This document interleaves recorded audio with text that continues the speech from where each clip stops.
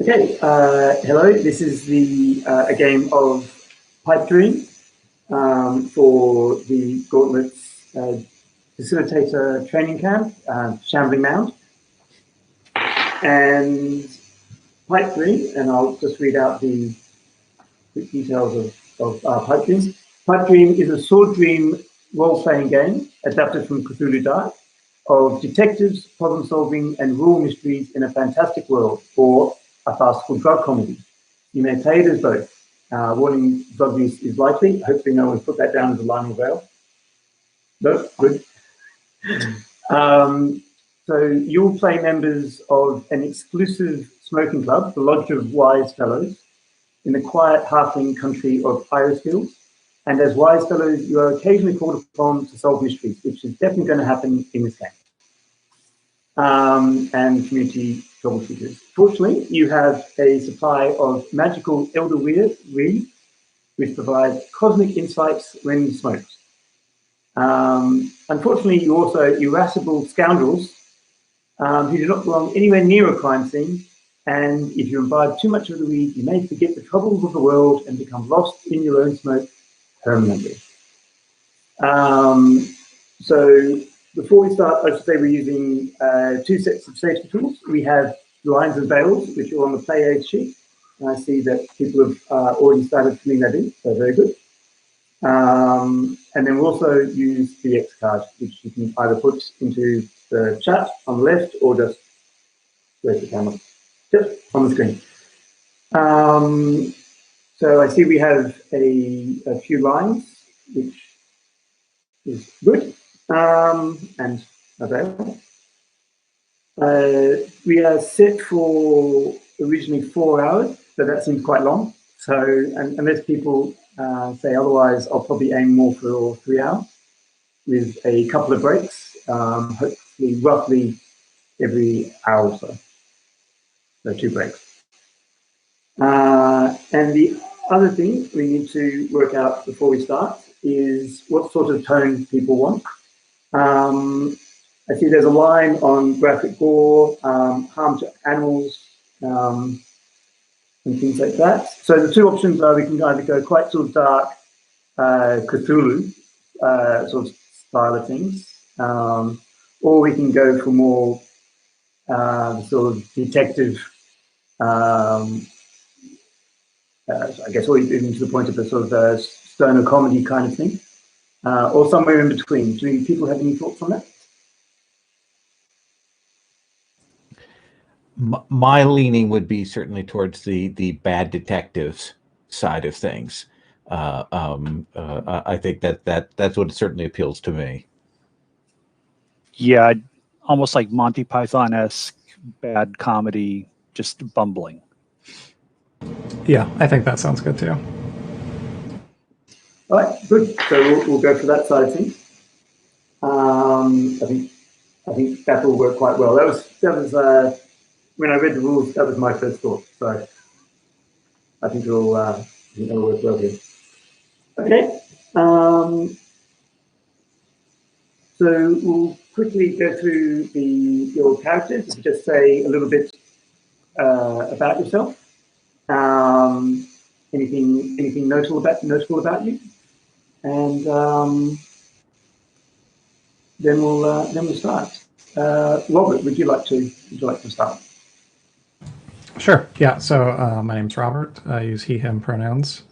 I am playing as Digby Goodbody. Also he/him pronouns.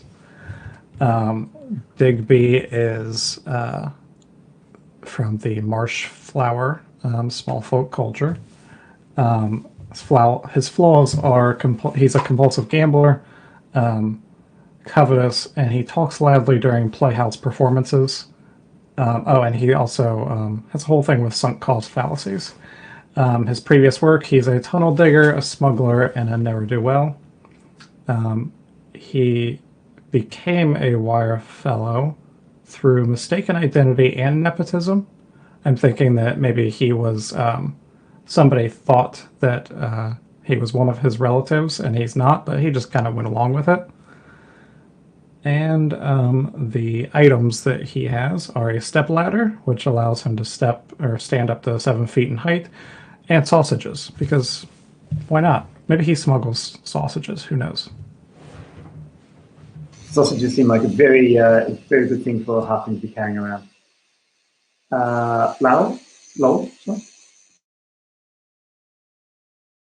So I am Kimberly Windswift, and I am a marsh flower as well. We are the flowers of the marsh. That's why they call us marsh flowers. That's what it means. And so that's what we are.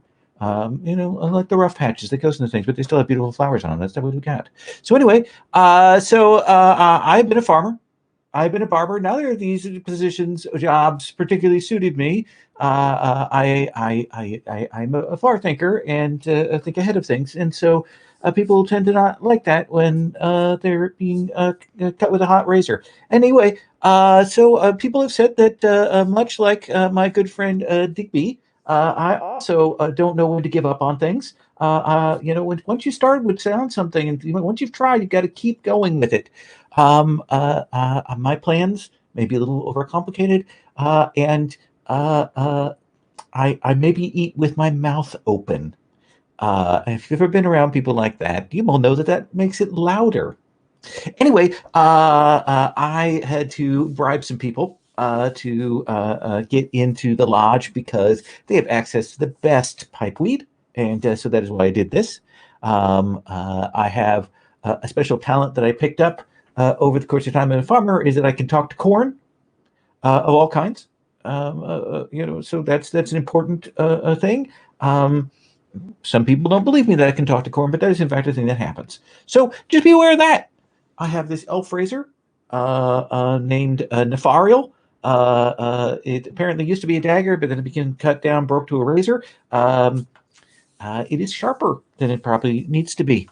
And of course, I, as a connoisseur of pipeweed, prefer the old skunk, which is an acquired taste. Some people just can't handle the old skunk. That's what they say. So that is who I am. Great. Does your elf razor glow? Yes, it does. At most inopportune times. Okay, good. Okay. I'm Whimsy Poppin, and I became a wise fellow because they immediately recognized my talents the second I encountered them. I helped them solve their most important case ever. It was a case of missing pipeweed. That it happened to turn up in my pocket was pure oversight. I just forgot it was there. I, of course, did not steal it despite the allegations that were lodged against me. Those were incorrect. I have been an actor. I have been a brewer, a musician. It is not my fault that I talk loudly during performances when clearly I am far more capable an actor than the people on stage. I've also gathered mushrooms. I have a rat named Trot, which is quite knowledgeable and skilled. And I also happen to have a word of power. And it's simply because I don't like to be told what to do. I prefer to smoke donkey tail. Yes, good. Okay. Donkey tail is the rudest of pipeweeds. When you say you're smoking donkey tail, I giggle just a little inside. Yes. What is it? Yes. Again, it doesn't smell very good either, does it? It smells like dung. So. Everyone knows that you cannot judge pipeweed by how it smells. You must judge by what it does. Yes.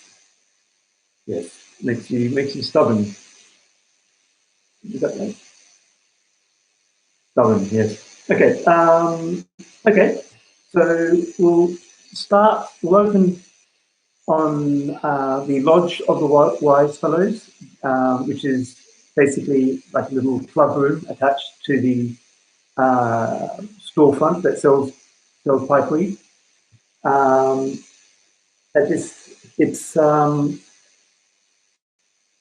It's where you like to hang out and smoke in the afternoon. It's quite quiet in the lodge today because it's coming up to we'll say the Midwinter Festival. So there's a lot of action in town as people prepare for the festival. Would you the lodges are full of various items in my previous cases. Would you like to describe something that's reminiscent of previous cases in the lodge, or something about the lodge?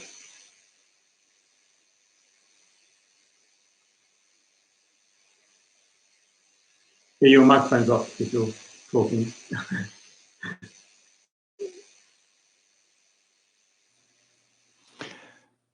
I think something that I've seen around the lodge, it was always quite curious to me, but there is a pussy willow that is just on the wall. I'm not quite sure why it's there. I'm sure it's from some terribly unimportant case. For all I know, it could just be something that somebody left there because they thought it was attractive. But supposedly, this was the key piece of evidence in a homicide investigation where it turned out that the person wasn't actually dead. They had just fallen into the river and floated downstream a little bit, and their clothes had gotten wet. But there was a shoe on the bank of the river, and this cottontail, or this pussy willow, seemed to indicate that they had been murdered because it had been disturbed. So that's one that I always kind of chuckle at. Yes, good. Okay, so you're in the lodge, doing whatever you want to do in the lodge, and someone, Farabert Bramblethorn, comes into the lodge. Farabert is someone from the northern end of town, the richer end of town. He's a farmer up there, and he comes in a little harried, and he doesn't seem to recognise any of you because you're all quite new to the Lodge of Wise Fellows. And he asks, "Is there a wise fellow around? I need to talk to a wise fellow." Then you are in luck, for there are 3 of us here today. Not just 1, not just 2, but 3. Albert, what is it that you have come? You've come rushing in from the out of doors in such a state. And why is it that this has happened? Please tell us. And I, myself, which is to say Kimberly Windswept, will listen, as well as Digby and Whimsy. But go on. Tell us. So Farabert goes on. Well, my farm. It's got very strange burn marks in one of the northern fields. There's someone's been burning down some of my crops in weird circles and swirls. It's not a wizard, is it? Like they do fireworks. Oh, is it a wizard testing fireworks? I haven't seen any fireworks. It could be a firework. That put paid to that idea. Oh, I'm out of solutions, Digby. Well, I mean, are you sure you didn't do it? I mean, sometimes we do things and then we forget. Well, then I forgot. Maybe I did.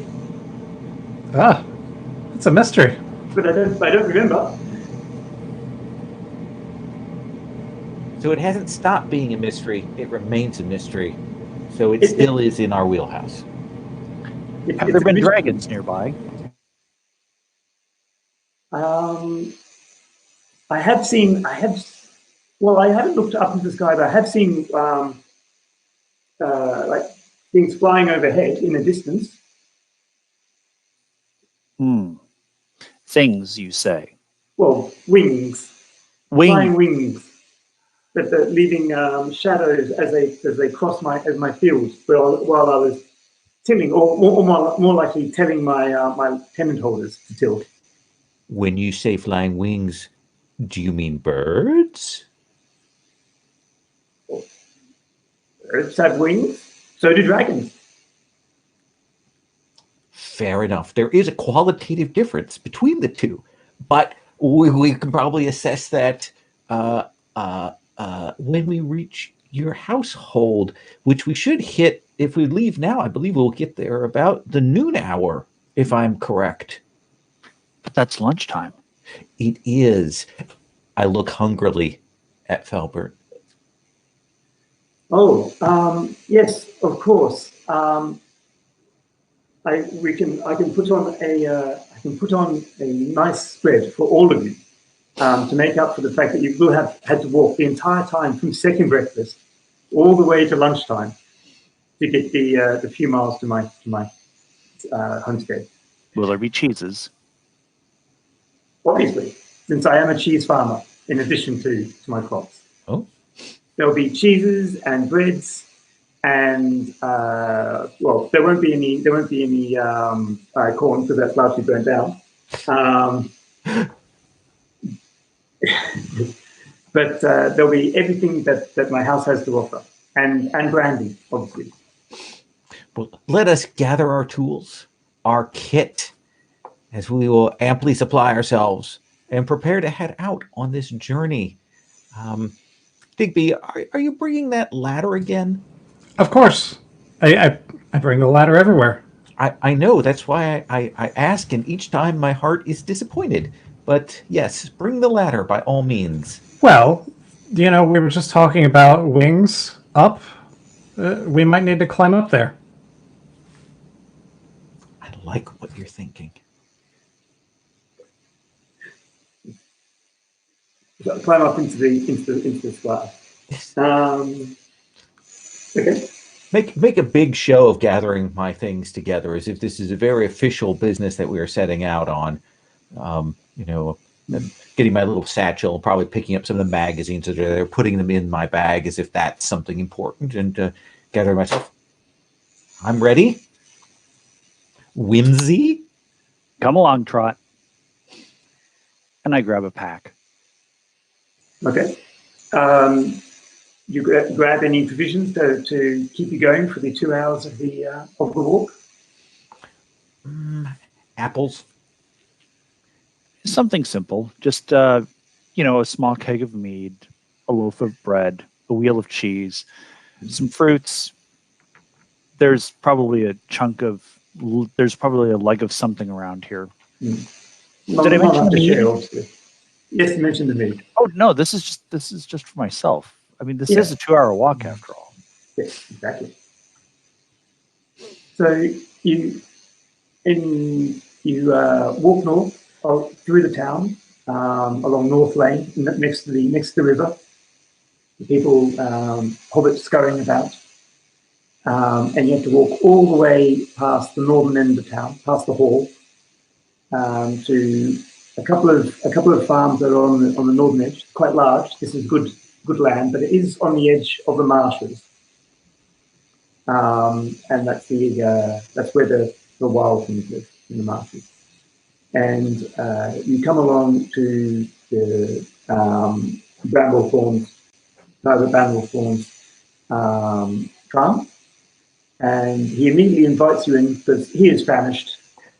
I don't know if Whimsy is famished, or he's been eating the entire way, but he's famished.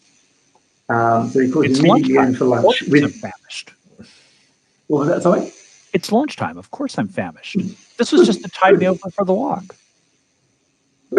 And so he invites you in with his tenant farmers to sit down at his long table, and he says to you, "So this is my farm. This is my humble abode.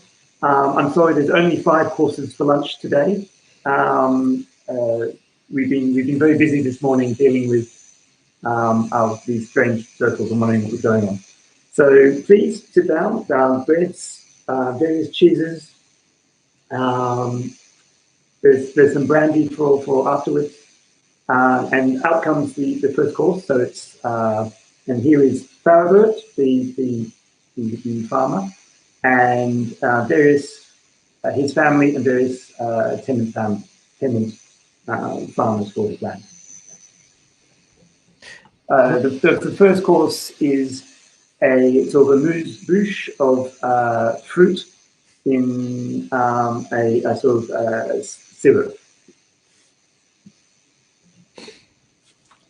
So, yes, do you... sorry, go on. Go on. No, I was just going to say, Digby, how hungry do you go into the food, and do you try to direct the conversation? No, because I think I'm too busy stuffing my mouth. I think I go into the food very much, though I'm trying to make sure that that Whimsy's trained rat doesn't eat any of the food as I'm getting it. My rat is very well mannered, and it is very clean, I will have you know. I'm just saying, I have found what appears to be the bite marks of a rat on my sausages. And why would you care if there were? It's not as though you found any rat droppings on your sausages. That is true, but they're my sausages. If the rat wants sausages, the rat needs to get its own sausages. Have you no sausages to share? Well, of course I have sausages to share, but your rat was eating my personal sausages, not the sharing sausages. Oh, and is there a difference between the two? Is there a qualitative difference between the two? Is one better than the other? The private stock is always better. So you've been holding out on us then? Well, in a manner of speaking, yes, because I see. You're greedy. You don't like sharing. Well, look, I won the good sausages. I share the ones, the common sausages. A sausage. So we're common. You're just not good enough for your sausages. You just wouldn't know the difference. But Trot clearly does. If a rat can tell the difference between your sausages, I think that rather means that maybe they're not as good as you think they are. That's one conclusion to be drawn, or that the rat has a more discriminating palate than you do. Either one. I think we could go either way with that. These are hypotheses. It's a mystery. Exactly, and a conundrum. How can we solve the mystery of which sausage is better? Yes. There is only one way for us to solve this problem that has been put forward to us, Digby. Perhaps you would draw out your sausages and add them to the spread that Falbert has put out here as a means of testing this and demonstrating to Falbert our ability to make discerning decisions. Well, okay, perhaps maybe a bite for each of us. Fair enough. So let's see. Falbert, the family, the tenant farmer. Yes. So that should be good enough. Yes. Don't forget Trot. And Trot.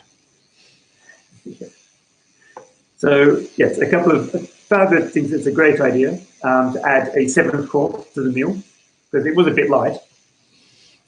So you partake in a bite each of 2 different types of sausage. Hint of pepper. Ooh, cherry. This is quite good. See, I have the best sausages. Yes, the sharing sausages are distinctly not as good. I detect a hint of what is this? Sawdust? Maybe gypsum. I can't tell. Well, it's clearly not food. I mean, I'm the sausage might have some other stuff in it, some sausage adjacent food items. Sawdust is not food adjacent. Sawdust is wood. See, I think the problem is that if you're advertising these as a sausage, it cannot be that way. Now, you could advertise this as a sausage product or a sausage food. Either one of those within the span of things could be acceptable. But if you call it a sausage, then it cannot be adulterated in such a way. I believe as our our wise fellow laws dictate, it only needs to be 53.7% sausage to be legally considered a sausage. But we have, however, I might add, determined why it is that Trot goes for your personal stock as opposed to your sharing sausages. Does Clearly, Trot Trot is correct. does Trot have because Trot got a bit of each sausage as well. Is there a clear indication that Trot thinks is better? Yes, clearly. Trot not only has a clearly refined palate, Trot can also tell when something is not, in fact, a sausage. Well, Farragut is particularly impressed by your demonstration of culinary and gastronomic skills. Clearly, you are truly wise fellows in the traditional mold.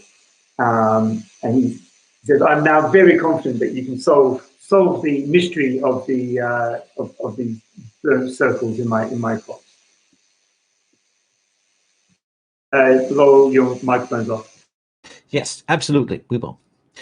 You said there was he is his a tenant farmer here or farmhand? Yes, Farragut has a couple of tenant farmers who work most of the fields. Farragut likes to say that he does it, but mainly it's the tenant farmers.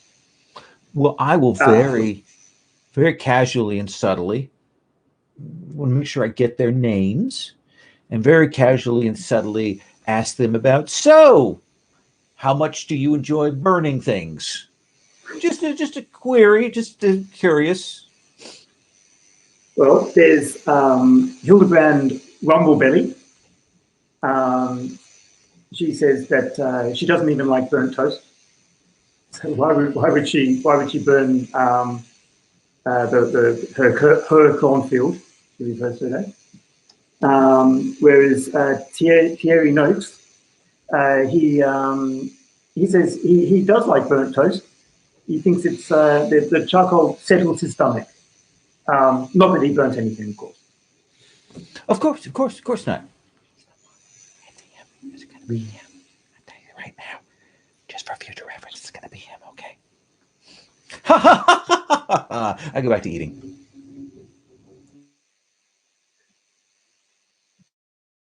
Okay. They bring out the final course, which is a very nice apple pie. This is the sixth course. The final course is, of course, the brandy, where you will retire to the smoking room. So they bring out the final course. It's an adequate meal, perhaps a bit more, not quite enough, but there'll be snacks for later, surely, before we get to mid-afternoon tea. This is quite delicious pie. I mean, I dare say that this may, in fact, be the finest apple pie I've ever tasted.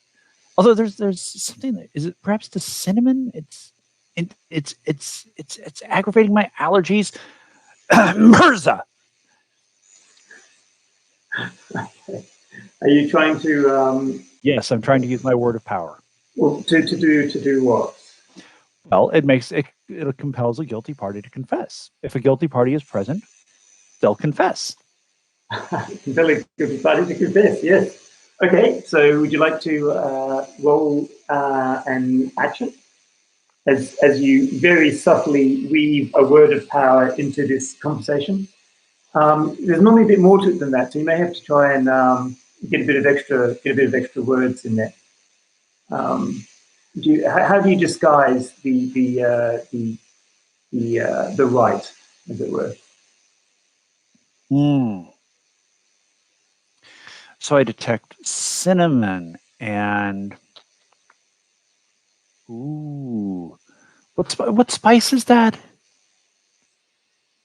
There's a little bit of paprika in there to bring a sort of smoky spiciness to and perhaps some nutmeg.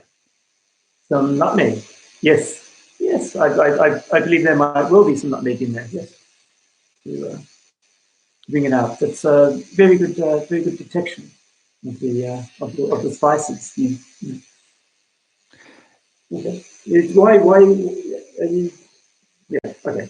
So, do you want to roll to see how that goes? And Sure. How many dice do I roll for this? okay, so you'll have to use a dream. So that's at least 2. Okay. If you want to pull something else in from your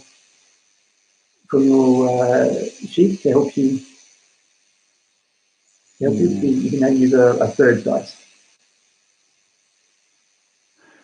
Well, does inveterate liar happen to come into play here? Since I'm basically trying to cover up this word of power by talking about ingredients in an apple pie. I think it most definitely does. You may Right. have a bit of knowledge of people lying and being able to hide the marks. Perhaps you're making I have been an actor. in the spice. Yep. Okay, so if you can roll 3 dice, one of which if you can make a different color, if you see on the roll for party, I made one of them a pips rather than another one. Are you directing this at anyone in particular, or just across the table? Just across the table. Okay. And I rolled a 3, a 2, and a dot. So there's 1 pip. Okay, so that's you fail and things may become worse, or if you want, you can re-roll your dream dice to try again. Because you're dreaming harder. Yeah, let's go ahead and do that. So re-rolling. Yeah, so if you just roll the pip one again. That is a 3, a 4, and a 1 pip. A 1 on the pip. Yeah, it was you just rolled the dream dice, but you didn't change the dream. Oh, okay. My bad. Yeah, that's okay. It's fine. It was the same for the dream anyway. Okay, so it doesn't seem to. Well, you pass out the table. People start looking a little uneasy. No one confesses to burning the field, but Thierry bursts out. I put the bad apples. I put the bad apples in the pie. The ones that I didn't want to eat myself later. They're a little off. I'm sorry. So you'll feel a little uncertain in your belly as a result.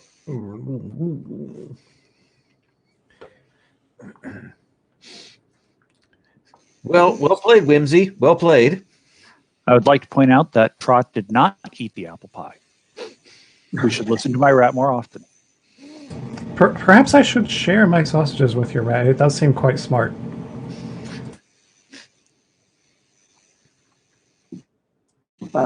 Okay, so you come to the final course. The tenant farmers, Hildebrand and Thierry, they leave. Thierry's very apologetic for perhaps giving you all food poisoning. He's very sorry. But he's going to go off and eat the good apples now because it wasn't quite enough food.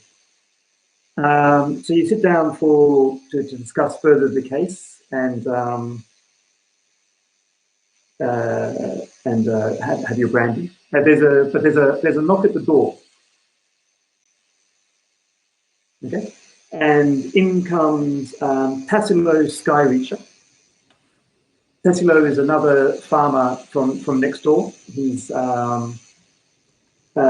quite rich, one of the richest farmers in town, quite stuffy. He's very short, despite his name. Many people in town are somewhat intimidated by Tassilo, despite his short stature. Kimberly, is Kimberly intimidated or not by Tassilo? I am not. Because I have not much to lose, so I don't care. And I've just eaten a full meal, and the apples are probably the thing that I'm concentrating on most. So I will look and will say, "Good Master Passimo, what brings you here?" Oh wait, this isn't my house. in your house. Wait. But he's a bit, Farragut's a bit taken aback, but it's just part of, I guess, the investigation that you naturally take charge. So Tassilo says, well, I was here to speak to Farragut. I hear he's got some problem with fires. And very bad news, that your fields are burning down. And you've had no unusual burnings amongst your fields, Master Skyreacher? no, my fields are very good. I'm just south of here, so maybe whatever burnt his fields came from the north. I hear that there's been talk of crows, of Atharis crows, fire-starting crows, coming down from the marshes. Maybe they're the ones who are burning your fields. It's probably not safe for you to farm this far north.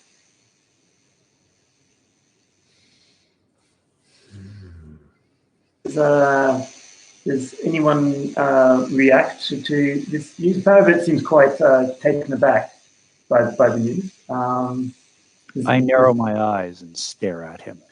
I say, I do not think that there is anything to worry, Master Massimo, because Master Falbert has come to town and has summoned not one, not two, but 3 wise fellows to look into this matter. And as of today, we have already solved 2 mysteries within the last span of hours. And so I would say that our track record speaks for itself. You're wise fellows. I didn't realize. Didn't realize that Farragut is calling in official trouble solvers. Well, some people call us that too. Fair enough. No, he seems a little taken aback. Well, I suppose Farragut, you'll have to see how these fine young men do in this job. I'll leave you to it, but yes, I would perhaps suggest that you might not want to. That this is a bad place for you to farm, and my offer still stands. And with that, I shall depart. I will say you have nothing to worry about. We will be here for just this afternoon, and we will not be staying overnight at all here. We will be gone before darkness falls. That's good. That's very good.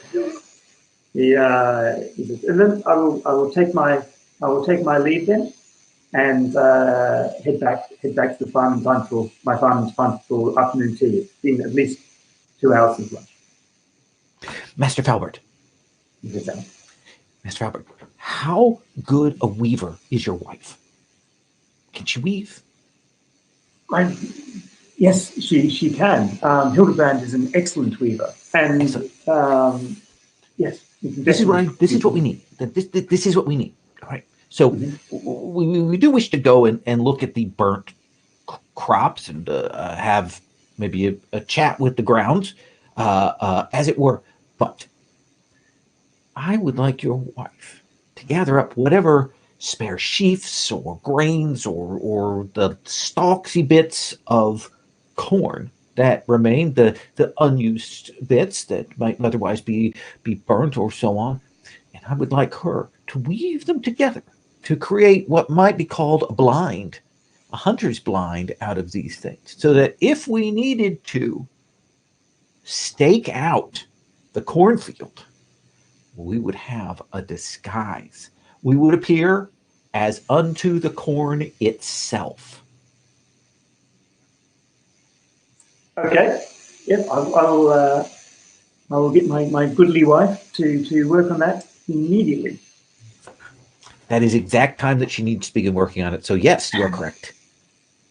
We'll see how much she can get done by. When did you say you need it done by nightfall? I thought you weren't staying for dinner. That was a stratagem. Oh. One might even call it a ruse. Okay. All right. Kimberly, you've always been so truthful. I had no idea that you had such a capacity for dissembling. I learned it from you.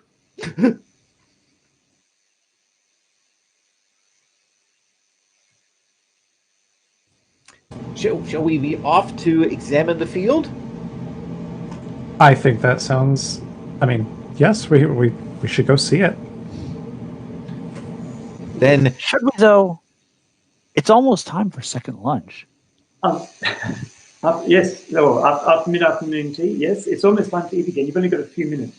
Shall we, we're going to have a break every hour, so shall we have a quick 5-minute break while you have your mid-afternoon tea before heading out to the strenuous couple of minute walk to the field?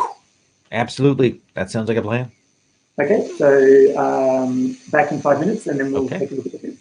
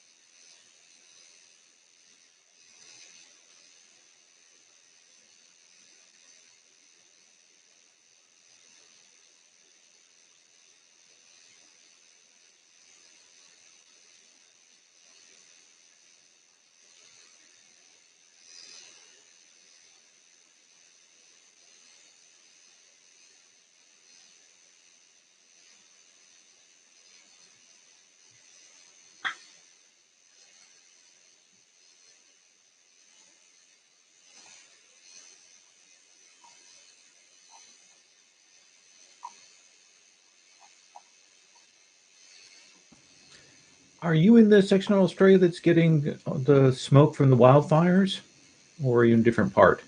I'm in a different part. I'm on the west coast. Okay. And it's the east coast, which is we still have fires. There's actually a bad fire about 40 kilometers north of here, or there was yesterday. But the wind here goes in different directions. So we haven't had much smoke. Yeah, it's still quite hot though. Yeah. We have these on the news and things like that. They have this fire warning system, and when I was a kid, it was quite a bit lower. They've had to add a couple of sections to the fire risk. So now there's, I think it went up to, I can't remember if it went up to severe or extreme, but now it goes severe, extreme, catastrophic. And over in the East Coast, it's nothing to joke about, but at the moment it's catastrophic. Right. It's it's really bad. I was playing with someone last month who's clearly on the East Coast, and he was in an apartment because he was renovating the new place that he had bought. But of course, it was like 30 minutes north of where he was, and it was getting the smoke was hitting there pretty heavy for him.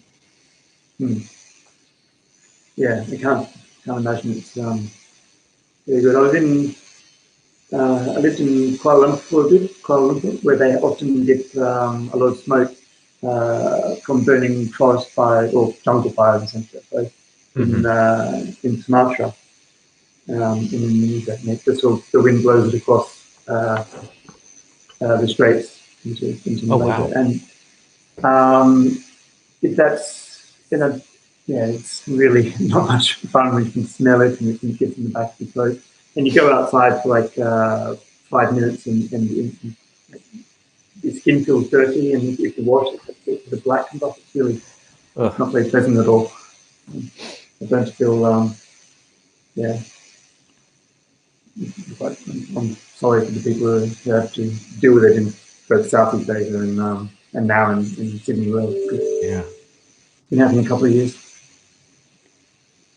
Okay, so are we all back? Yep. Okay. If I could make one request before we get started again. With some of the character names, could you type them into the chat? Oh, the buzzing sure. kind of drowns out like some of the things, like is it a P or is it a T, that sort of thing. Yes, that's a good idea. And why can't I type it into the chat? Or into the spreadsheet, either one. Yep, either's fine. Yeah, because it's not letting me type in. Oh, there's two tabs on that. One is private chat, and the other is live comments. Oh, private chat. Oh, right. Yes, I see now. Okay. So I'll just plug it in. So it's Sarabert Bramblethorn. That's the farmer with burnt field.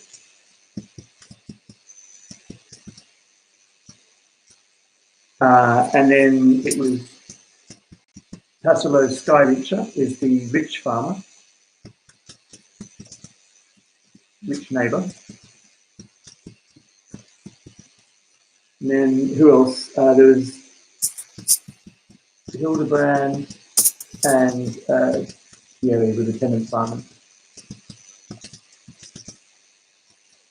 Is there anyone else?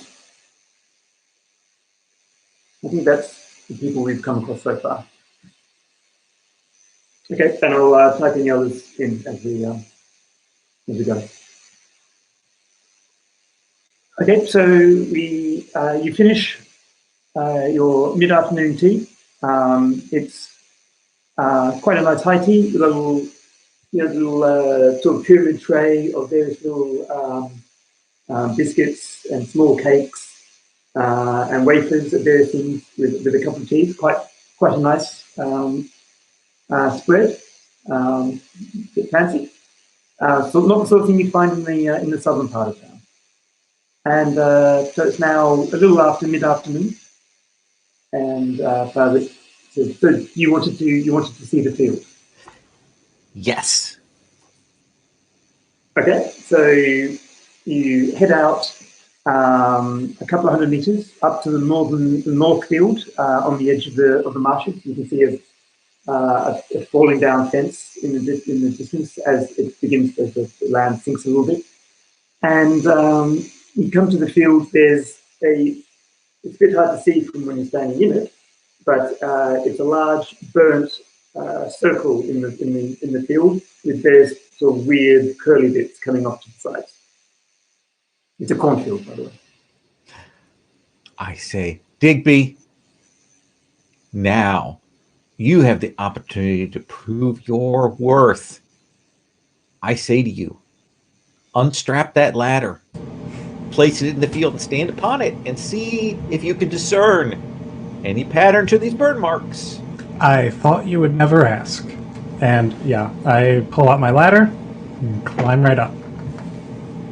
Okay, do you want to roll to see how that goes? Yeah, I think so. So how many dice are you rolling? Is it just one dice, or are you going to bring in your dream or something from your past as well to help out? I mean, does bringing in my ladder help? Does that count for a die? Or? Okay, sure, yeah. That can count for one extra die. Are you going to use your knowledge of the mystic world, or some sort of smoke weed for better insight into what's going on here? Yeah, I think I will. I will smoke. I will smoke some of the honeystone weed before I climb on my ladder. Okay. Then climb up the ladder and take a roll. So what am I just rolling these 3 dice, or? Yep, rolling all 3 dice. Okay, so that's a big success. And you go up the. Do you want to describe the effect of the honeystone at all, and how that helps you? So the honeystone. So really, as I'm just climbing the ladder, I just start glowing. I don't think it necessarily overly helps, as it's currently daytime. But it puts me in a better mind state, and maybe illuminates the burn a little bit, so that I would see details that otherwise I would not see from so far up. Yeah. Okay, so you climb up the ladder, you look down as the light sort of shimmers around you. You realize it doesn't actually look like it's anything in particular. It's the curls out perhaps are not from someone, like they seem almost random, like there is something burning in the field that may have caught a bit of fire itself and was running out of the field, running out of the burning area. So it doesn't necessarily seem that it's not an occult symbol unless by chance. It's more something just desperately trying to get away from the fire.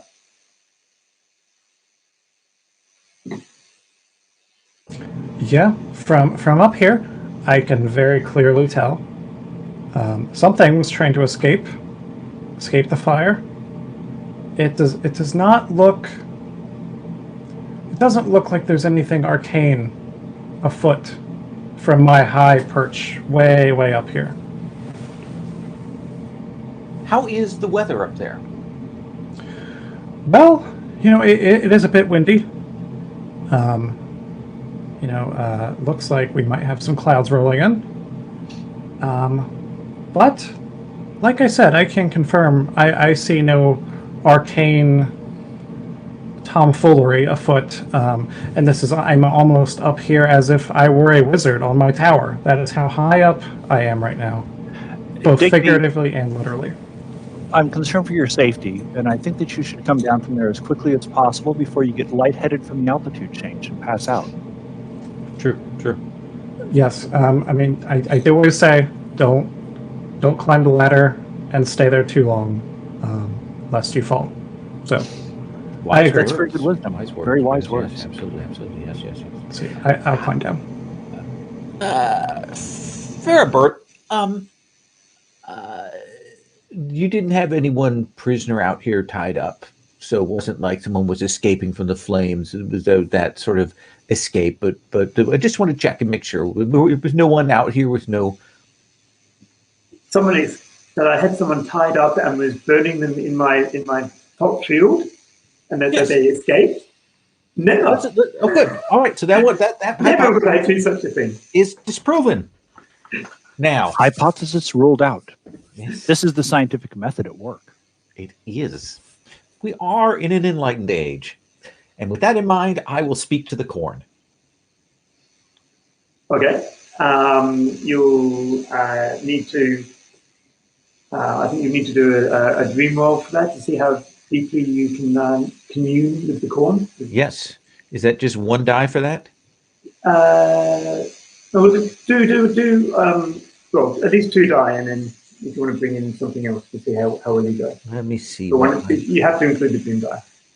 So, I am a farmer. Okay, so yeah, you can use all 3. Okay.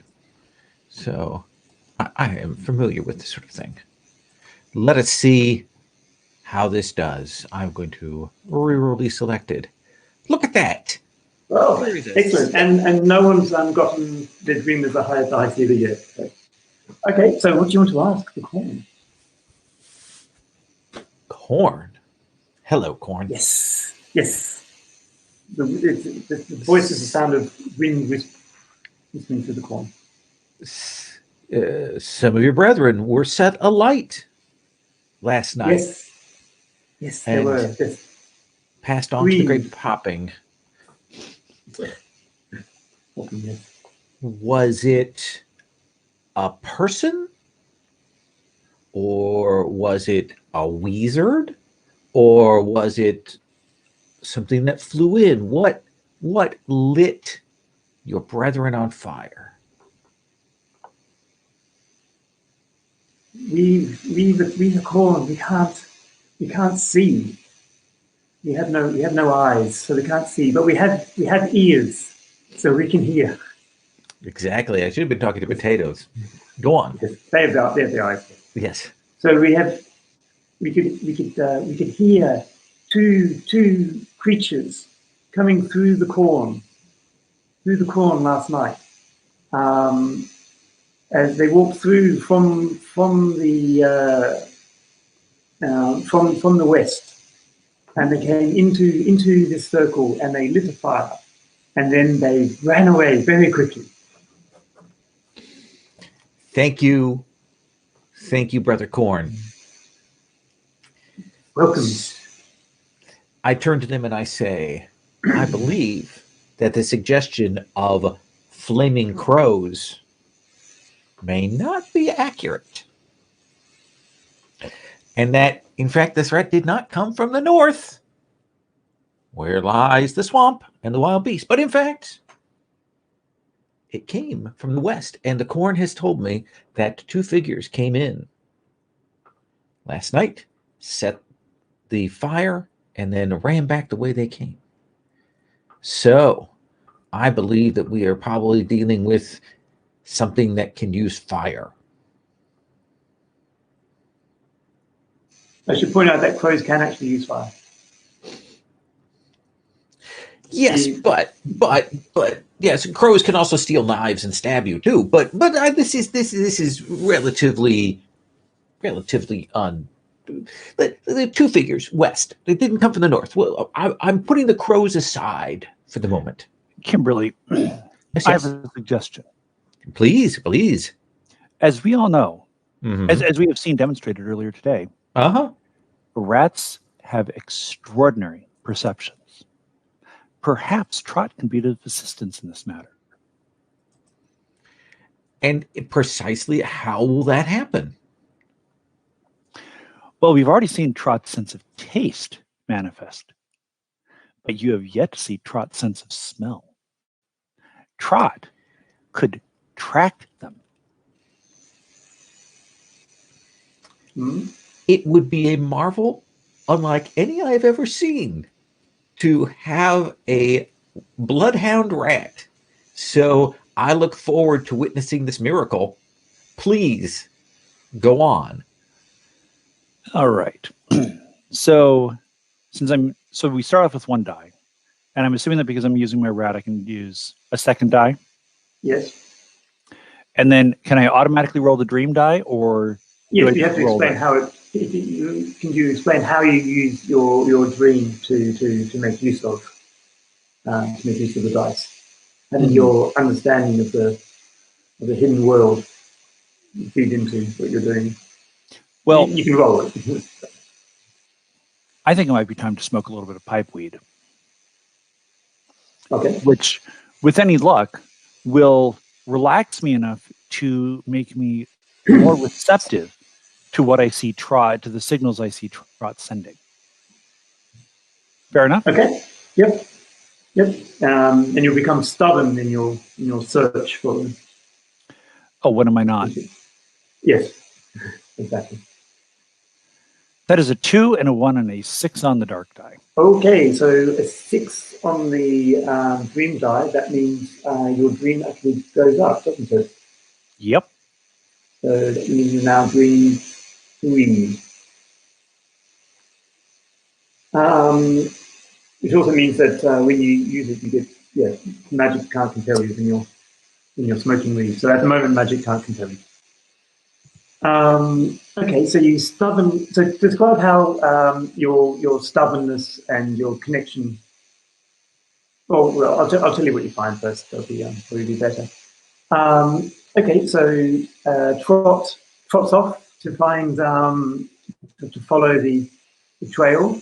It trails west and then curves south to the farm immediately south, to the Sky Reacher Ranch.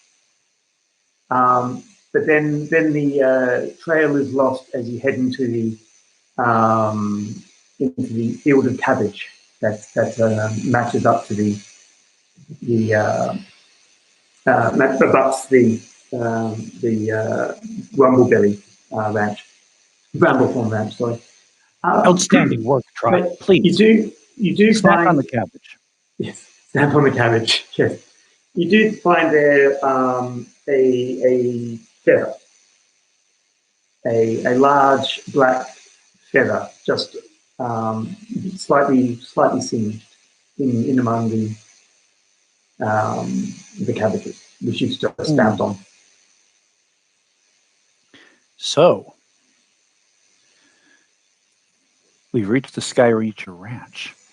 Yes. I suspected that offer was suspicious, especially coming so quickly after the fire. I have a theory. Let's hear the theory. Please. This black feather can mean only one thing. The Sky Reachers have a dark secret. One of their children is in fact a crow.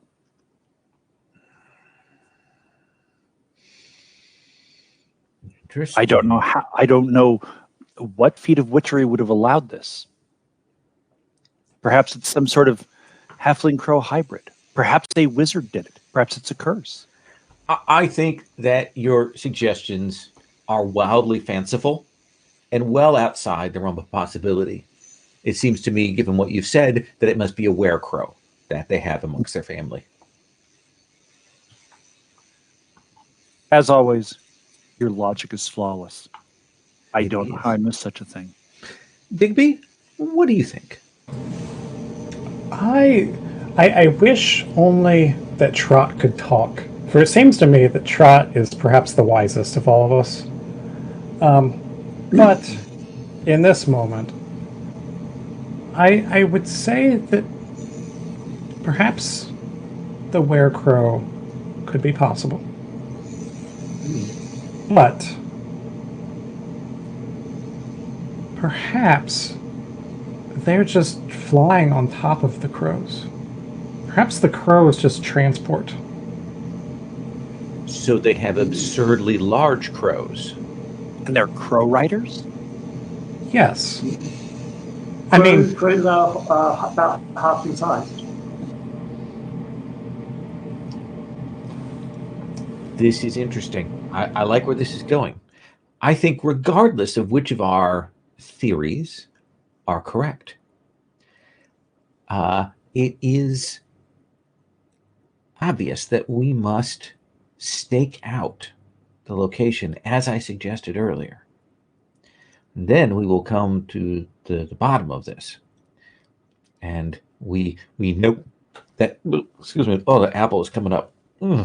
So if we know that they are coming from the west, then we can position ourselves in the most advantageous and opportune place to watch people that might be coming from that direction.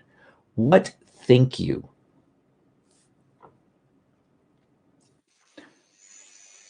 The only thought that I would add to this is that we must make sure we have proper supplies for the night. We wouldn't want to starve after all. Grab these cabbages. Just a few. but what should we do if all is quiet? We wait for, the rise of Skyreacher for all night. And yet, in the morning, nothing happens.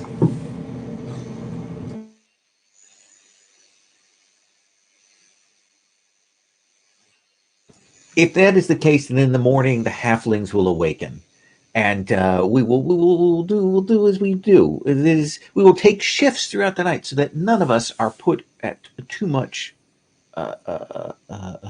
disadvantage in this. We are wise fellows. We can tolerate this, especially since a farmer, Farbert is going to be providing us with the sustenance that we so richly need to undertake such a momentous task. And presumably blankets as well. That would be good. And soft things to lay on. That seems reasonable. What say you, Farmer Bremmeltorn? Torn.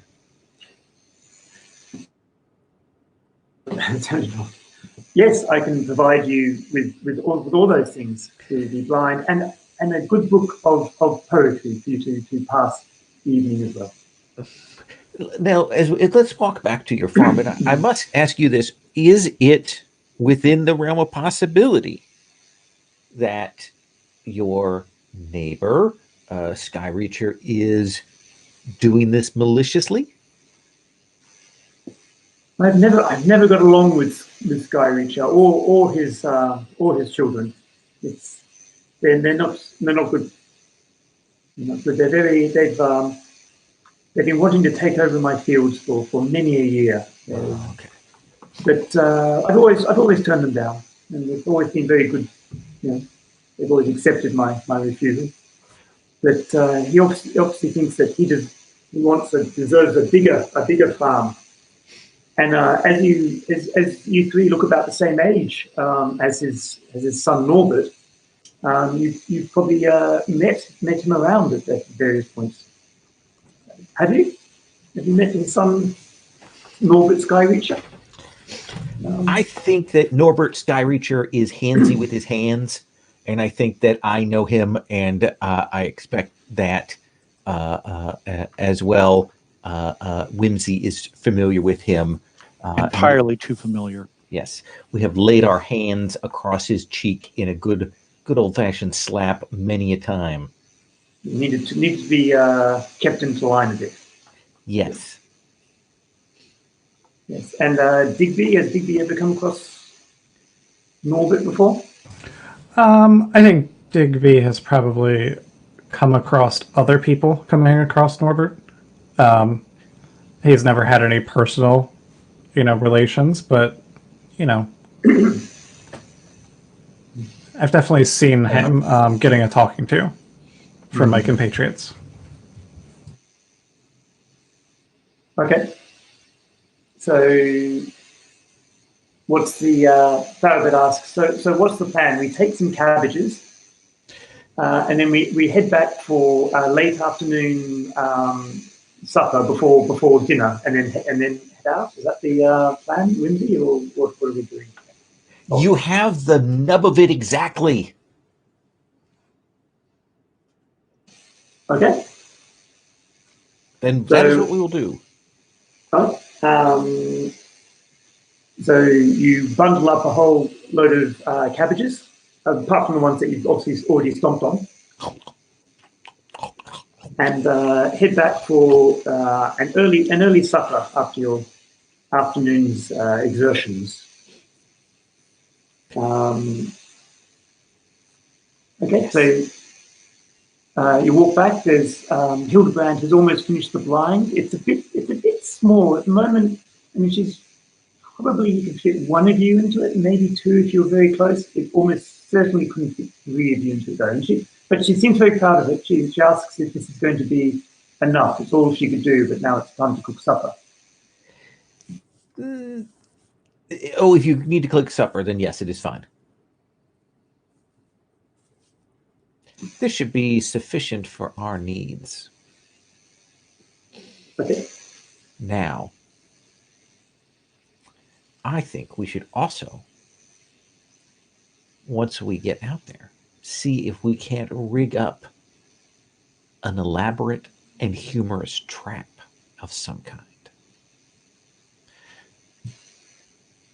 Okay. Well, before you get out, you obviously have supper and then dinner. Yes. With the cabbages. As you're in there getting into your cabbage potato stew, very nice with a bit of sort of turnip salad on side. There's a knock on the door, very incessant knocking, and Farabert goes to. I go. And I point to the three of us and I say, let's go. And we're going to go into another room and hide. Do you all do that? An outstanding idea. Yeah. Yes. So we do. Let us conceal ourselves. Yes. Okay, so you can see yourself. So it's just the Farabert and his family and 10 farmers at the table. When in comes Tassilo and Norbert, who I should write down the name. You see through a crack in the door, I assume. And they're very unhappy that someone has stolen some of their cabbages. And unfortunately, it's just as Thierry is about to take a big spoon of cabbages into his mouth. They go, ah! They're Thierry, this band must have stolen our cabbages.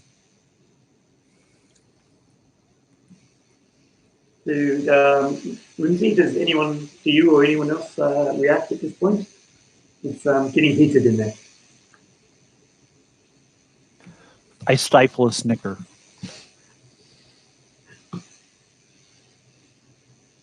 Okay.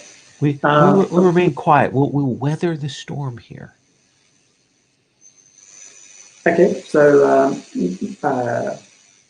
Tassilo and Norbert storm in that someone has been seen coming from this farm, stealing, smashing down cabbages and stealing a whole load, and seeing Thierry about to eat his cabbage stew, he says, "I thought it was those little wise fellows that came up here, think they know what they're doing, stealing my cabbages instead of solving crimes. But now I see it is your tenant farmer who has been stealing my cabbages. I demand retribution." And Farabert's home farm, obviously a bit intimidated by Tassilo, doesn't know exactly what to do. I promise you, Thierry didn't take any. We will go out the window. Okay. And we're going to sneak out the window, and we're going to come around to the door and knock upon it.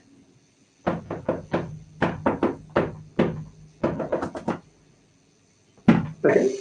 So by the time you've come around, Tassilo and Norbert's sort of standing there trying to look trying to look big and lean. It's trying to impress people with his not quite high stature.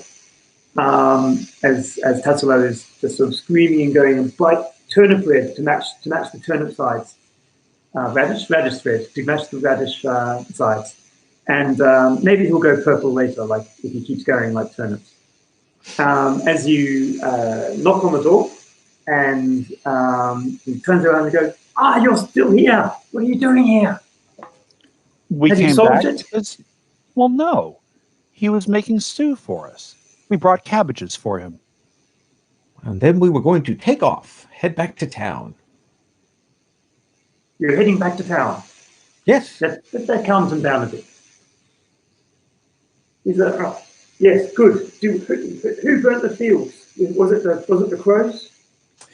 We are fairly certain that it was crows from the north, and that is the only thing that happened. So we are going to see what we can do about going back to town and preparing some sort of dummy that will be stood up that hopefully will frighten these things away. A crow That fighter. is an outstanding idea. Yes. This is a novel solution. Has this ever been done before? Probably a lot. So that is our business. So if you will excuse us, Master Sky When Reacher. do you think you'll be back with your crow scaler, crow fighting? Oh, I expect probably noon tomorrow. Then tomorrow. Yes, it will take some time to build such a thing. I'm sure we'll be here at about food time. Yes, Yes. but we must eat so we can get back before it gets too dark. Yes. You will Okay. excuse All right. us then? Yes, but in Tesla turns back to fabric. I'm going to take off a bale of hay from the price I'm willing to pay you for your farm because of the stolen cabbages. Just so you know, you're not getting away with it that easily. And Those cabbages weren't stolen. We brought those cabbages. Look, there's one in my pack. You're trying to convince him, or just Absolutely. I'm an inveterate liar. okay? See if you can convince him. I guess you can use 2 dice for that pretty easily. You're going to try and use some sort of mystical power or word of power or something like that. Well, you see, my word of power would actually make them Confess. That's if they were guilty. But I'm trying to think about how I could work in the dream die. I think I'll puff thoughtfully on my pipe. Without me bringing the dream die. Okay. Yeah. Okay. Well, Okay. puff it into his face. Maybe blow some weed into his face. Yes, maybe it'll disorient him enough to believe it. And that is a 3, 6, and a 2 pip. Okay. So no one is there. Yes. So he completely believes you. You've convinced him. You're such a convincing and professional liar that he goes, oh, right. Well, okay. I'm sorry. Come on, Norbert. Let's get home. We've got to. Don't go around rashly accusing dinner. people of theft. Especially not wise fellows and especially not noble farmers who are honest and upstanding. He's taken aback and just doesn't say anything. We've got to hurry back. We've got a lot of work to do tonight to make a good meal. I am eyeing Norbert over, and I'm looking for any signs of werecrowery, lycanthrope, something. Just does he have any features, any telltale feathers in his hair, anything of that sort? Okay. Do you want to roll for that as well? See how much information you get out of it. Sure. How much insight you have into. I am a former barber, so I am good at examining people's scalp and such. And I think this is my opening myself to the strangeness and mysticism of the world. Yes. Possibility of a werecrow. If you're smoking, I think your elder weed gives you some information on animals, doesn't it? It allows me to hide from animals. So if it comes to that, it will be fun. Yes. So I think I'll be rolling 2 dice. Okay. A dream die and a regular die, and we will re-roll these selected. Oh, you're not using your barber information. Oh, I am. So I'll roll the other die too. Hang on. Re-roll this one. So my highest is a 5, and it's a 5 and not a 4 pip. Oh. Okay, so that's you blunder through and succeed somehow. So it's a bit hard to tell with Norbert because he's quite unusually. He's wearing, you notice now he's wearing shoes and gloves, which although it's cold, is still a bit unusual for quite hardy hobbits. But you think he could have had a bit of crow about him. There seems to be a bit of like something sort of maybe not a feather, but sort of black sort of down or something in his in the edge of his collar. Interesting. I jangle something shiny. He does seem strangely attracted to it and takes a closer look to see what is that a coin? Have you got a coin there? Let's say I had a little coin there. Okay, he seems quite attracted to the coin. He really, what are you doing with that coin there, Kimberly? I was putting it in my pocket. All right. And he heads off with his father. All right. We wait till they're gone.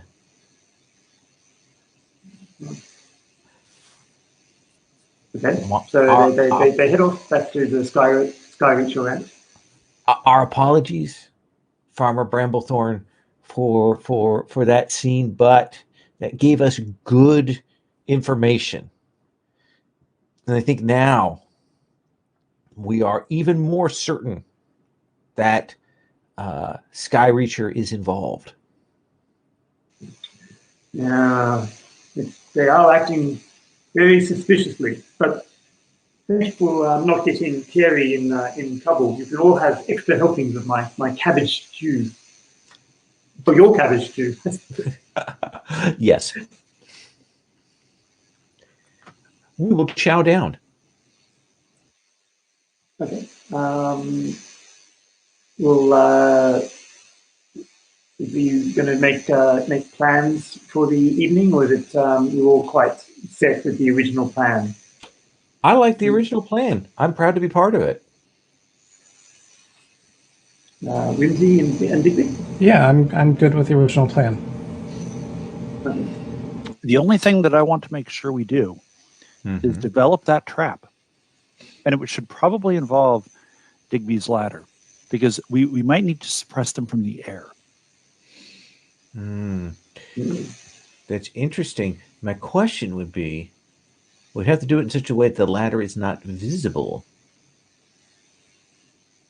It could seem to be propped up against a crow or against a tree, as if somebody had been picking apples and left it there. Interesting. I like that. I like where this is going. Digby, you're a ladder man. What kind of trap can you make from a ladder? Well, we could prop something up on top of it such that when the ladder is moved, the item falls on the disturber. Interesting. Do you have any creosote or paint or thinned out ink about the premises, Farmer?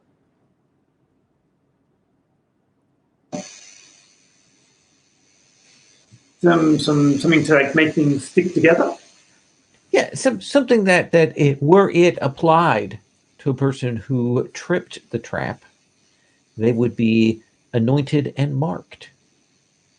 We have quite a bit of corn syrup that's quite sticky. Yes. And then we Give us could. we'll take a little bit of corn syrup, we'll take a little bit of water, and we'll take a little bit of manure, and we will mix that into a slurry. Okay. Would this do for your circumstances a good body? I think that will work. I am slightly concerned about getting my ladder dirty, but it's a sturdy ladder, just like I'm a sturdy halfling, and it can be washed just as I can be washed. So I think we'll be fine. All right. Okay. So the plan is to get the ladder and something up a tree. Is the plan to throw it down, the mixture down on people? Yeah, I think something that we can pull to activate to drop it on an unsuspecting person. Okay. But I will leave putting that together in our ladder master's hands. Anything else that people want to set up? I like the addition of manure to this slurry. Yes. Because if nothing else, that means Trot can track them.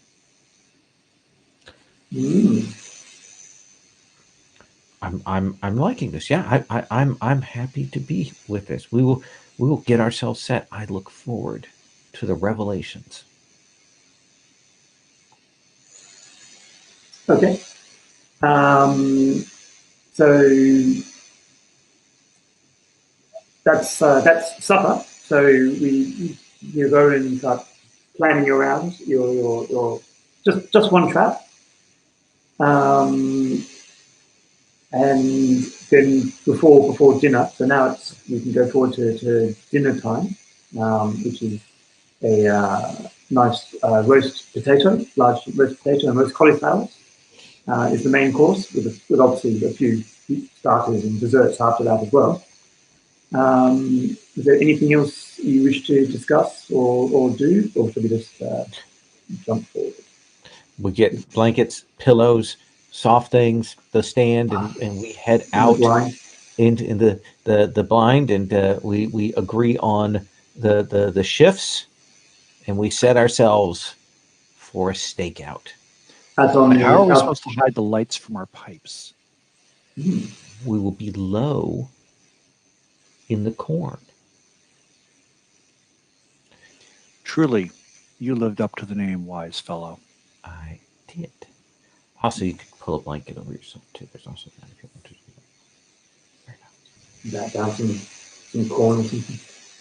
Okay, so you go out to the cornfield where luckily there is an apple tree there, so it's no problem to set up the ladder there.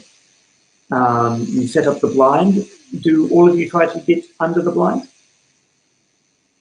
And do you want Clarabert or anyone else to join you? I honestly think having not one, not two, but three wise fellows doing this should be sufficient, that we do not need to bring anyone else along. And since you have the ladder and you have the rat, I will take the blind. Hearing no objections, this plan seems settled. So be it. Okay. So if you're just, it's getting on to an hour or two after dinner. Someone's obviously beginning to rumble a little. Do you want to just go around and describe what each of you are doing and how you're set up and how you're entertaining yourself in the hours in the dark? Do you want to start, Lindsay? I am in the blind. I have made little eye holes, gotten those out, and probably several of them so I can turn myself about. It also covers over the pipe glow, though, and I am seated there and watching to the west. I'm waiting for the sign to come from the west, and I am also probably talking with the corn throughout. Uh, uh, Essentially, just kind of muttering corn poetry and listening to corn and stuff. And it reminds me exactly why I stopped being a farmer. And I'm awaiting. We're gonna get these werecrows. Very close. Right, great. Whimsy, what's Whimsy? I have managed to find a hollow in a tree, and I have tucked myself into it with a couple of pillows and a blanket and Trot. And I am feeding Trot little snacks as we wait. And Trot is ready. How have you prepared Trot, or how is Trot prepared? He's just very alert. I can tell that he's ready for whatever's coming next because he shows no indications of sleeping. Also, I gave him a coffee bean. Great. It's a good plan. Good plan. And Digby? Yeah, I think Digby is up in the actual apple tree, ready to spring the ladder trap. Digby is also watching the sky, just in case they should come from above. Digby is also gambling with himself to pass the time, saying, I bet myself, my left pocket bets my right pocket that there will be no more than 10 birds in any given 5-minute period of time, and so I'm just moving money back and forth between my pockets.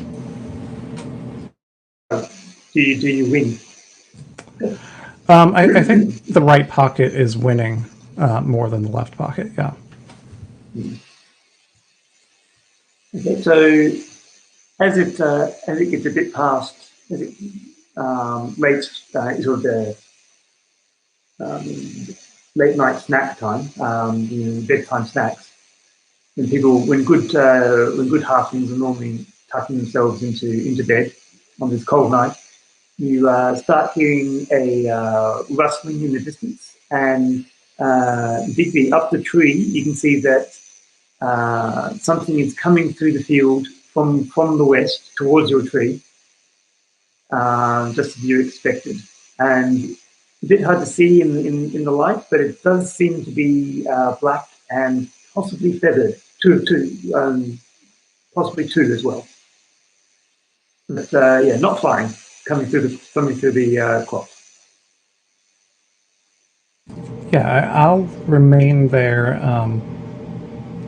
waiting for them to get closer in case I can spring the trap and dump our slurry on them. But otherwise, waiting there very silent, just watching. As they get closer, everyone can hear them. There's a bit of they're not talking, but they're making sort of squawking noises. But they don't. They're not quite right. Is anyone doing anything at this stage, or just waiting for them to get closer and closer? I am waiting, and I am getting my elven razor, the farcical, and I am preparing it. These things are werecrows. There is no doubt about that, and I am preparing myself for this. I'm scared. I'm not gonna lie. And Whimsy, just. I have a blanket over my head, and I'm smoking my pipe while Trot hangs out under the blanket with me and presumably inhales some of the pipe fumes. He still seems very excited. Okay. Okay. So as these two creatures get closer, they actually you can see that they're carrying some torches that are not currently lit, and some little suitcase of other little something or other you can't see. And as they get closer, you can see one of them says, "Closer, yes, closer." As they get closer, they hear one of them say, "Hey, look, there's a ladder. You can take that." And they Do we recognize these voices? it does sound familiar. It does sound very familiar, but you can't not be certain. This is the point at which I take a massive hit of old skunk. Yep. Because Yes. that makes me invisible to animals and beasts. Yes. And it's at that point that, trusting in that, I will leap out, razor blade glowing, and attempt to de-wing one of these crows. Okay. Do you want to roll for to see if you can Absolutely. slice one of these quotes? Absolutely. So I've got my blade in hand, and I'm using my dream die because they're not going to be able to see me coming. Nope. It's going to be great. Definitely not. Let's see what happens. Well, the good news is that it's a 5. Mm-hmm. The bad news is it is a 5 on the dream die. Yep. So let me raise that dream up to a 3. And yes, now I can evade base and plants. Yes. So you jump up and go with your elf razor, which as you can get quite close to one of them, obviously because you're invisible and they can't see you. That's why. And as you go to slice off their wing, strangely your elf razor is not growing like you'd expected it to. But you still manage to bring it down before they notice and slice into one of their wings. At which point they're like, "Ah!" A big shout, "Something's got me!" And you see a whole load of feathers, like way more feathers than you would have expected, just coming off this arm, and what you assume to be a werecrow runs off. And the other one sort of looks around, looks straight at you, and then runs away as well. I shout to my friends, "Seize them! We must kill these werecrows! Chase them down! Kill them! Everyone! Yeah, Huzzah!" I would want to use that as, I think the one running, I want to trip the trap onto it. That's lucky because the first one to run is running straight for your tree and the ladder. The other one is running is running away from Kimberly, so deeper into the farm. Yeah, so I want to take a big hit of my honeystone pipe, and basically swing out of the tree and knock the ladder over onto the one running. Okay. Do you want to roll for that? So you're now glowing in the dark, by the way, as well. Yes. So yeah, I'm glowing, and yeah, I think really just using the glowing as perhaps a surprise. Perhaps they did not expect to see a glowing halfling jump out of the tree and knock a ladder over onto them.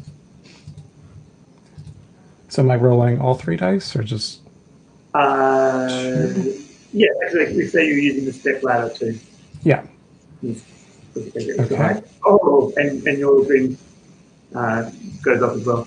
Okay, so it seems this werecrow is running actually straight for the ladder. Maybe it was trying to get up the tree as well. And as you jump out, you see it it sees you, and it goes, "Oh my God!" You hear it shout out, "It's the ghost of Lavinia Hearthold." And then, would you want to describe what happens after that? This is as you're jumping. Yeah, I think as I'm jumping, like I think it's just like this. The thing running toward me is just shocked. Probably stops and almost does like one of those, like just perfectly getting in position for the slurry to just absolutely coat him. Yeah, you hose them down. Yeah. And Okay, so I think after he gets hosed, like probably even slips and falls to where he's just kind of rolling in the muck. yes, it was help me, Dad! I've been slimed by that ghost.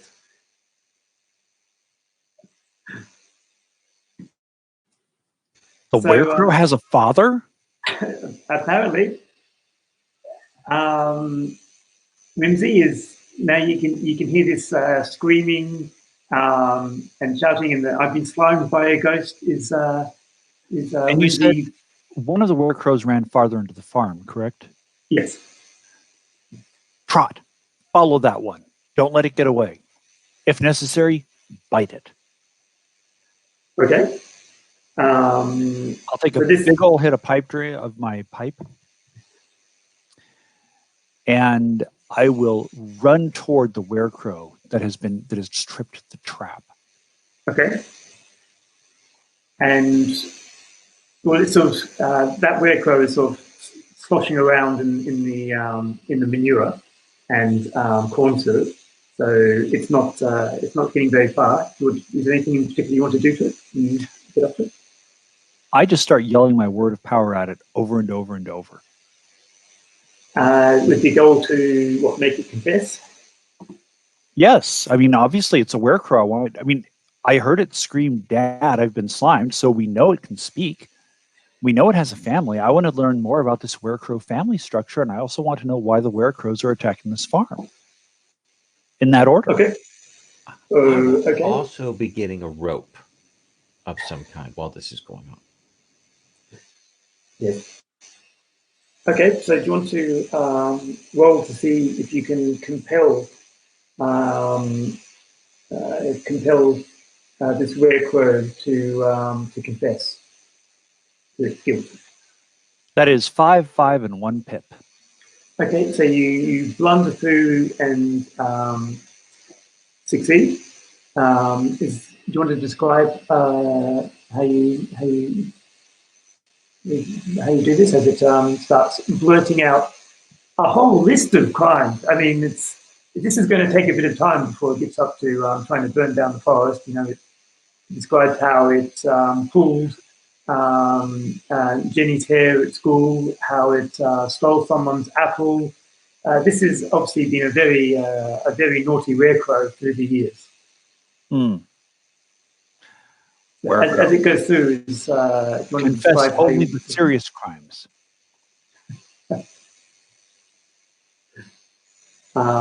Okay, so you command it to only confess serious crimes. I want to know about arsons. I want to know what your family structure is. I want to know about werecrow society, and especially about werecrow breeding. The form of, you can see it's got a bit of it's got a beak, but it's slightly askew from its face. And instead of going straight, now it's pointing off to one side, and when it's just sort of stares at you, very, very human eyes. And you also notice it has one arm is covered in feathers and the other arm is just a normal bare arm and bleeding. And it just sort of stares at you and goes, "What? You're a werecrow." My werecrow family? Yes. You're clearly a werecrow. I mean, you appear to be missing one arm, which I assume is due to Kimberly diswinging you. De-winging? Diswinging? Unwinging? Whatever. Confess. Okay, so the werecrow is now looking around and it sees, you can also see, was it I've forgotten the name? Digby glowing there. And it goes, He says, "Yes, I confess, I burned the field," and then starts running off after the other one.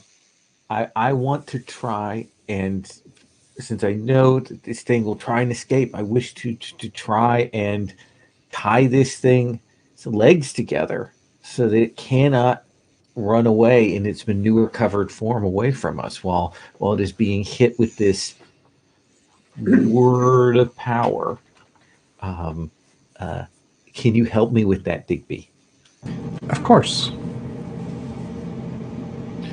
I mean, honestly, the power of corn compels it. Yes. Can I roll for that? Yes, and you both roll, and we take the highest roll from all of you, since you're both tackling. Unless, is Whimsy tackling and trying to tie out this Scarecrow as well? Oh, do you think I'm going to let this werecrow get off the ground? Of course I'll assist. So then you can all roll as many or as few dice as you want in order to... and if any of you roll 6, then you succeed. So. Ooh.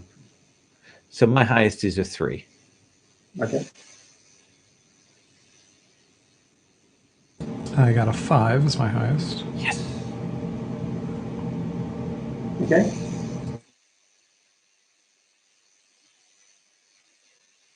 And I also got a 5. I got a 4 and a 5. okay, so those people who rolled the green dice, if they're people highest dice, you should probably do a dream roll, but leave it there. Okay, so you blunder through. You're also grabbing at the werecrow, pulling feathers that seem to come off very easily with it. It's sort of screaming and squirming. It's very hard to grip with all that manure covering it, including all over your hands.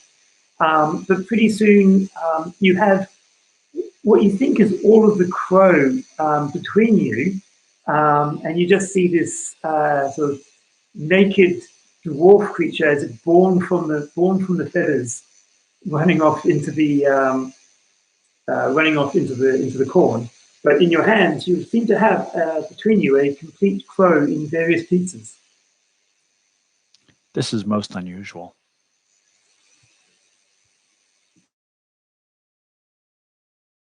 You're muted. I suspect, given the display that we have just had of both the sun and the moon, that was in fact not a werecrow, unless the werecrow shed its skin. But I rather think that was Norbert. But, I agree. Let us look on the bright side of things. Yes. For once, he wasn't grabbing us. This is very true. I suggest that the three of us wake up the farmer and the tenant farmers, and that we all, with the crow in hand, drag that over and present ourselves on Master Skyreacher's doorstep. Should we bring torches and pitchforks? Yes, I think that's a good idea as well. Yes. Yes. I concur. Okay, so you head back to the farmstead. Yes.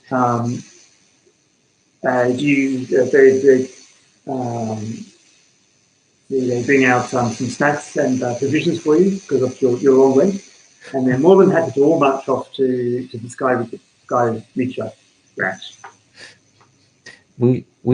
We head there.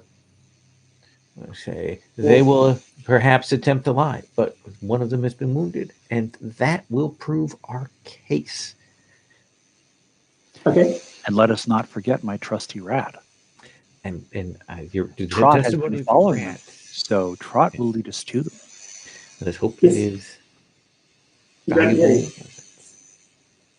So you head down to the Skyreacher ranch. It's all gone quite quickly. You get to you stay quite quickly. You see the lights are still on at the Skyreacher ranch. You knock on the door.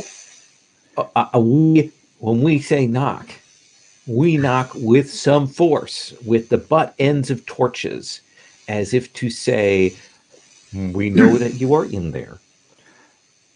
Not only that, but isn't it unusual for lights to be on in a decent halfling home at this hour? Absolutely.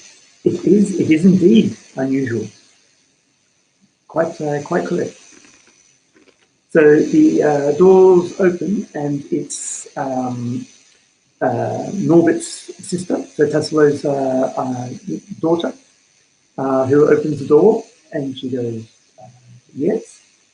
You will bring out Tassilo and Norbert now so that they may face punishment for their perfidy in attempting to burn down the fields. And we will shake the splattery crow costume. Also, notice our torches, I say. And our pitchforks. They are bright, they are sharp, and they are very shiny. And this ladder. Never forget the ladder. You've got the ladder, okay. Fair enough.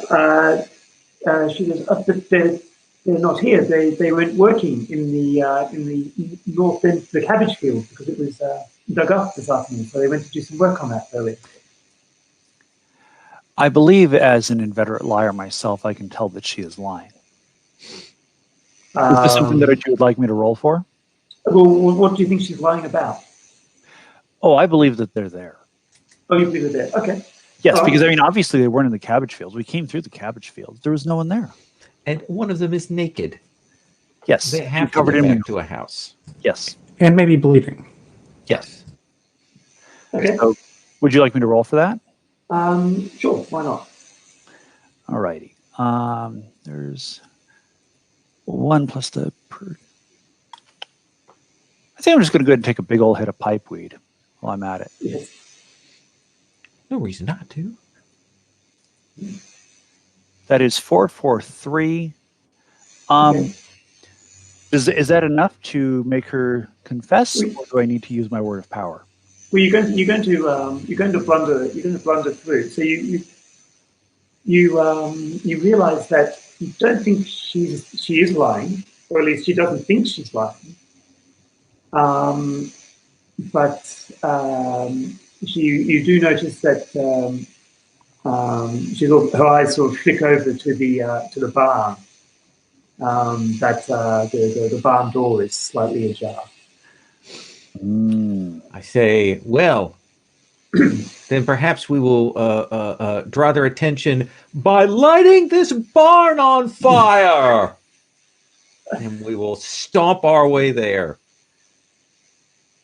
I apologize there to have taken your point there, Whimsy, but this. Please, by all means. Thierry, cover the back. Make sure that there are no horses that escape. Okay. And I will set up my ladder and watch from above. Yeah. Okay. And we will make Elevated position, a wise choice. a great show of preparing to light this barn on fire. We do not light the barn on fire. I want to make that absolutely clear. We are not barbarians. I will, however, get some straw because it's easier to, just as tinder, to help it burn faster and more quickly.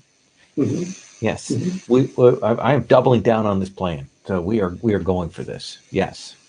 Okay. Yes. No, it's a good plan. And sure enough, right before you're going to burn it, the door opens up and 2 people burst out running away. One of whom is naked, and you can tell it is definitely Norbert, naked and bleeding from his arm, and obviously very cold.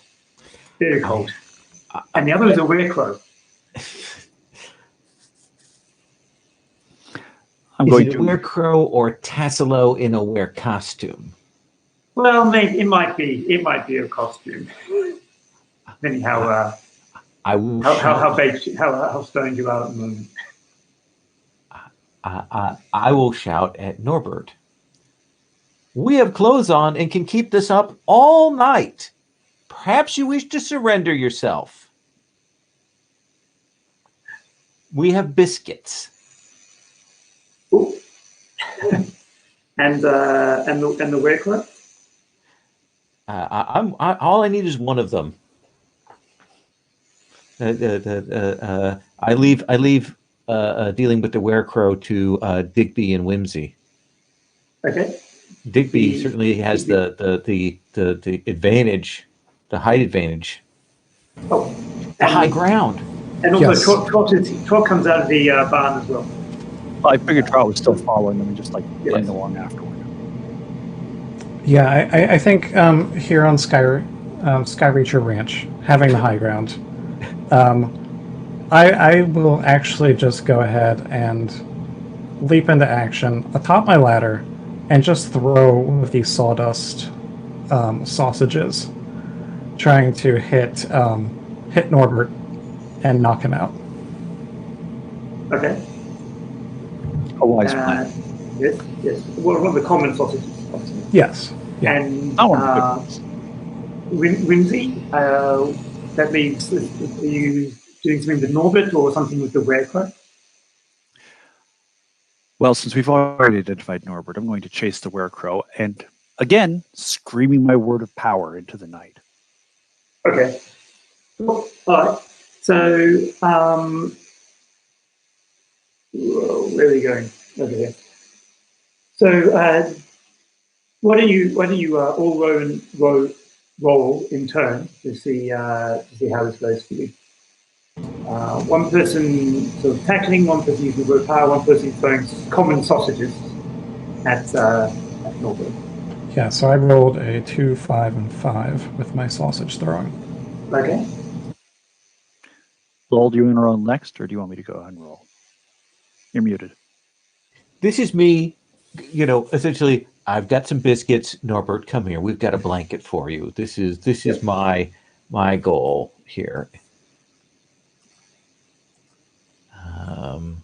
And I think that given that I became a wise fellow through bribery, I know how to use that to my advantage. Okay. So that is a 6. Nice. Okay. Yep. So that's definitely going to be the case. And I'm going to run after the werecrow, shouting my word of power while smoking. Okay. Stunned from sausage hits. Yes. Good. Sorry, I was just checking. Digby, you were throwing the sausages at Norbert, is that right? Oh, sorry. At the werecrow, because I figured I thought we already had Norbert. Okay. All right. And I rolled a 1, a 6, and 5 pips. Okay. So, well, firstly, what did you roll? Sorry, Kimberly? I got a 1, a 6, and a 5. Okay. Do you want to describe how Norbert is seduced by your offers of biscuits and blankets? We bring him in. He's exhausted. He's bleeding. And we get the blanket on him. We give him a biscuit, and then the two farm hands will kind of seize a hold of him, so that he knows that he is in no position to run. He knows that they have seen him in this, and he'd probably faint from blood loss at this point. Yes. That sounds very good. Yeah, yes. I will He's slap very him across grateful the for the face. biscuit. Just slap him once across the face for old time's sake to wake him up.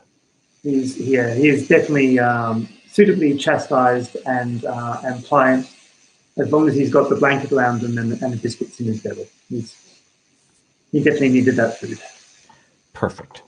So the sausages and the word of power slow down the werecrow. It seems the werecrow seems to be quite enamored with grabbing the sausages, because unfortunately you realize you've thrown the wrong sausages. You've thrown the good quality sausages at him, at the werecrow, and the werecrow seems to like those good quality sausages. But other than that, the word of power and the sausages work. So due to Digby and Whimsy want to describe. First, Digby, would you like to describe how the werecrow reacts to the sausages to the point of being distracted and stopping running? Yeah, I think maybe I don't exactly hit my mark exactly, aiming for its head.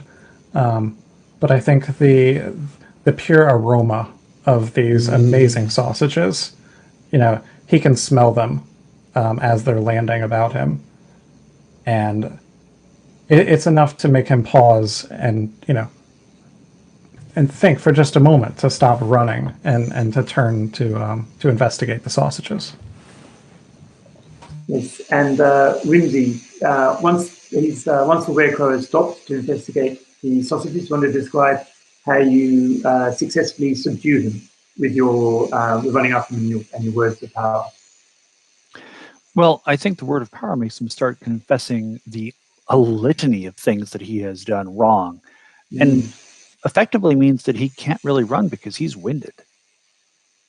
I mean, when you're trying to confess that much, that takes a lot of energy and a lot of oxygen. You can't really. Speaking as a former long distance walker, I can tell you that when you are trying to talk and walk simultaneously, it is quite difficult to do both, especially as you're conversing and the oxygen is leaving your lungs. You need that oxygen for walking. And he's been trying to run. So obviously the oxygen is leaving much faster. So I believe that his night of running or his nights of running are over. Definitely. Now it's now the time of picking up sausages and confessing to numerous misdeeds, including, as he says, firstly he says, dressing up, plucking crow feathers from the fields, dressing up as a crow and burning down people's fields. At which point the werecrow takes off a coat of feathers. And you can see it's actually Tassilo. You may not have realized this, but it is actually Tassilo. Burning other people's fields, people, plural. He says other people. Maybe he says, "No, that's how I get." And he's got such a large farm, and he ends his list of confessions with, "And I would have got away with it all if not for you pesky wise fellows." I'm going to take a big old hit off the pipe right now. I think we all do, like simultaneously. We all raise our pipes to our. Yes, another mystery solved. Exactly. But how do we restore the farms to those who are wronged? How do you restore the farms? No. That's not our job. That's a job for like cops and lawyers and things like that. We figured out who did it. Our job here is done. Plus, I don't know about you, but I am also covered in a rich slather of manure, corn syrup, and other particulates that I would like to wash off at this point. You make a very valid point. So, Trot, come along. So, Digby, do the three of you just? Well, the mystery solved. Our job is done. We'll head off now. Is that the end? Yeah, I mean, we did our job. We solved a number of mysteries. Perhaps even made some scientific discoveries along the way. Absolutely. True. So I would like to pause on the way out and turn to Norbert and kick him squarely where it will hurt the most and say, do not run around naked in public ever again, or it'll be worse. Yes, he is. Yes, as he doubles over, he says, "Yes, of course." I think he may have learned his lesson not to be led astray, perhaps by his father. At which Flowerbird is also quite happy with the results. He says, "So if you have time before heading back, it's quite late. It's almost time for the midnight snacks. So if you can come back in time for like a late supper. If you have a place where Kimberly can bathe, unmolested by werecrows or other denizens of the night." Since you offer and since you pressed it upon us, only then must I be forced to accept your hospitality and your extra food and the snacks that you prepare for our walk home. Yes, absolutely. Obviously there'll be a hearty breakfast in the morning if you get through. I definitely owe you, but it'll be After all, what decent halfling? at least some cheese toast. Sorry.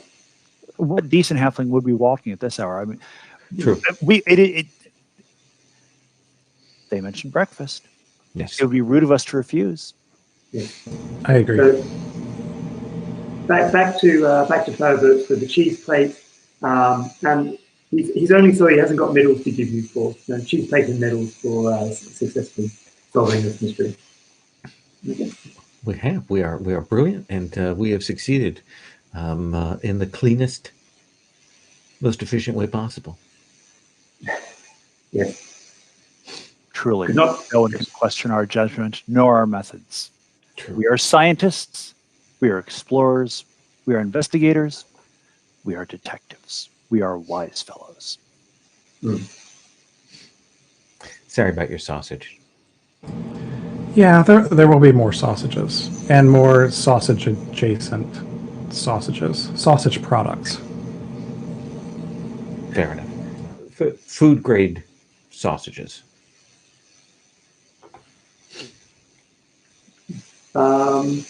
Okay, so I think that's the end. We ended a bit early, so that's probably fine. Unless anyone wants to narrate what happens the next morning thing, so we can stop it. Oh no, I like where I'm happy where I ended on those lines. Normally I would go for an epilogue, but I like where we had our little end scene there. At least for me, I'm cool with that. Okay. Yeah, I'm also good with that. I really like the three-way split camera scene of us all just taking one last hit of our pipe. Yes. Perfect. Okay. Then just a meta point. Should I turn off the recording now, Lau, or leave it for the debrief at the end? Generally, what I would do is turn it off now, Okay. unless you were doing like just stars and wishes, where it was going to be, a little bit of like a cheering on kind of thing. I would normally stop that. Okay. And it says record only, so if I hit end broadcast, we'll still be all together, right? Just stop. Yeah, as long as you had stop the recording, we should also Okay. be here in the I'll do that combo. then.